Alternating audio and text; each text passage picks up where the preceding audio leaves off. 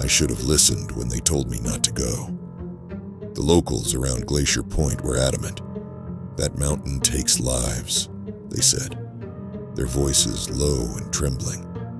I brushed it off as superstition, stories to scare tourists. But now, sitting here in this frozen wasteland, my fingers too numb to write properly, I wish I had heeded their warnings. Let me start at the beginning. My name is Mason, and I'm, or maybe was, a researcher. My team and I were sent to Glacier Point to investigate a string of disappearances. Over the past 2 years, over a dozen hikers, climbers, and even seasoned guides had vanished without a trace. The authorities chalked it up to accidents or weather, but the locals whispered something else. The mountain doesn't like visitors. Our job was to determine if the disappearances could be explained. Bad weather, missteps, even criminal activity. Nothing mystical, just cold, hard facts. We were skeptical. Probably avalanches or people getting lost. My colleague Jason had said as we packed, nothing we can't handle. Looking back, I should have known better. The way the locals avoided eye contact, how they crossed themselves whenever Glacier Point was mentioned, how their voices seemed to drop as if the very mountain was listening. These weren't superstitions. They were warnings. The first few days were uneventful. The cold was biting, but we were well prepared. The scenery was breathtaking. Mountain peaks jagged against a pale, cloudless sky, their snowy caps glittering under the sun. At lower altitudes, there was life. Trees dusted with snow, the occasional bird call, and the steady crunch of boots on the ground. But the further we climbed, the more alien the landscape became. The air grew thinner, colder. The snow turned from soft and powdery to brittle and crystalline. The wind seemed less like a natural force and more like something alive, a constant wail that ebbed and flowed, whispering against the ridges. By the third day, we were far from civilization. The vast whiteness stretched in all directions, broken only by jagged outcroppings of rock. That's when the first oddity happened. It started with the silence. At lower altitudes, there were always sounds: the rustle of wind through trees, the distant trickle of melting snow, the occasional caw of a bird. Up here, everything was muted. Even our voices seemed swallowed, falling flat in the thin air. Jason made a joke about nature's soundproofing, but none of us laughed. It wasn't just the absence of sound. It was the feeling that the silence was alive. It pressed in on us, heavy and oppressive, making every breath feel labored. By the time we set up camp that night, unease had settled over the group. The next morning, Jason noticed them. Tracks in the snow, leading from the edge of the camp and continuing up the slope. They were strange, elongated and deep, as if whatever made them was heavy. Too heavy for any animal we knew of in the area. "Bear?" Sarah offered, though she didn't sound convinced. "Bears don't walk on 2 legs," Jason muttered, crouching to study the imprints. The tracks were bipedal, spaced far apart. Whatever made them had a massive stride. I tried to dismiss it. "Maybe a trick of the light," I said. But deep down, I didn't believe my own words. The tracks had a strange clarity, as if the frost around them had been burned away. That evening, as the sun dipped below the horizon, the temperature plummeted. Our small fire seemed to do little against the encroaching cold, the frost creeping closer with each passing hour. Jason and Sarah tried to lighten the mood with jokes, but even they seemed forced, their laughter too loud in the unnatural quiet. I lay awake for hours, listening to the wind howl against the tent walls. At some point, the sound changed. It became softer, almost like a voice, a faint, mournful whisper, just at the edge of hearing. I sat up, my heart pounding. "Jason, Sarah," I whispered, but neither stirred. The sound was outside, circling the camp. I reached for my flashlight, the beam cutting through the darkness, but saw nothing, just snow and shadows. Eventually, exhaustion claimed me and I drifted into an uneasy sleep. When I woke, Sarah was gone.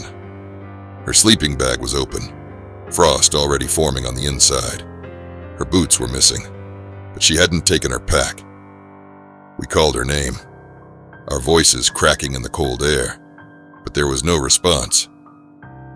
Her footprints led away from the camp, winding toward the tree line, but halfway there, they vanished. No sign of a struggle, no disturbance in the snow, just an abrupt, unnatural stop. "Look," Jason said, his voice trembling. He was pointing into the distance. A faint blue light flickered through the trees, pulsating like a heartbeat. It was mesmerizing, impossible to look away from. "What the hell is that?" I asked, though I didn't expect an answer. Jason shook his head. "We need to get out of here." Jason was adamant about leaving. "This place isn't right," he said, pacing. "We need to go. Now." But a storm was rolling in, the kind that could bury us alive if we were caught out in the open. I convinced him to wait until morning. "We'll pack up at first light," I promised. "Just one more night." Neither of us slept much. The wind had returned, louder and more furious than before. Around midnight, Jason began muttering to himself. At first, I thought he was dreaming, but when I turned to look, his eyes were open, staring at something I couldn't see. "Jason?" I whispered. He didn't respond. Instead, he stood and walked to the tent flap.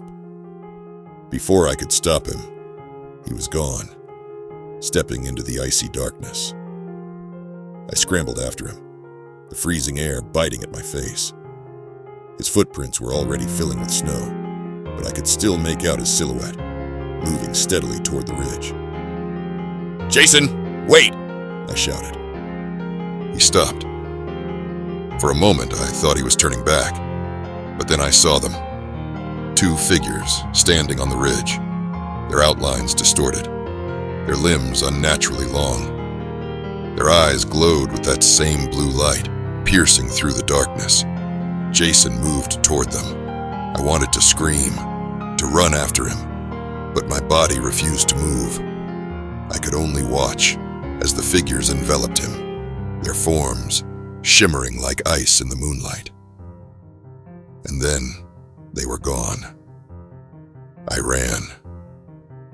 I don't know how far or for how long, but when I finally stopped, I was at the mouth of a cave, the opening dark and foreboding. I ducked inside, desperate for shelter. My breath hung in the air, each exhale slower than the last. The frost followed me. It crept along the walls, forming intricate patterns that pulsed faintly, like veins. The temperature dropped further, the cold seeping into my bones. And then I saw it. The figure stood at the edge of the cave, its body shimmering like a mirage. It didn't walk. It glided, leaving a trail of frost in its wake. Its face, or where its face should have been, was a blank, smooth surface of ice. But I could feel its gaze, heavy and ancient, pressing down on me. It raised a hand, impossibly long fingers reaching out. Frost spread across the ground, crawling toward me. My body refused to move, locked in place by the cold and the sheer weight of its presence. Then the whisper returned, louder now, filling the cave. It wasn't words, but I understood. "You disturbed me. You don't belong here." The frost crept up my legs, my arms, my chest. I couldn't move. My vision blurred as the cold consumed me, and the last thing I saw was its glowing eyes. Weeks later, a rescue team found my journal, buried in the snow. They called it a tragedy, blamed the weather, but the disappearances didn't stop. On cold, clear nights, hikers still vanish. Locals still whisper, and some swear they see a faint blue light flickering in the snow. If you ever find yourself near Glacier Point, do yourself a favor. Turn back.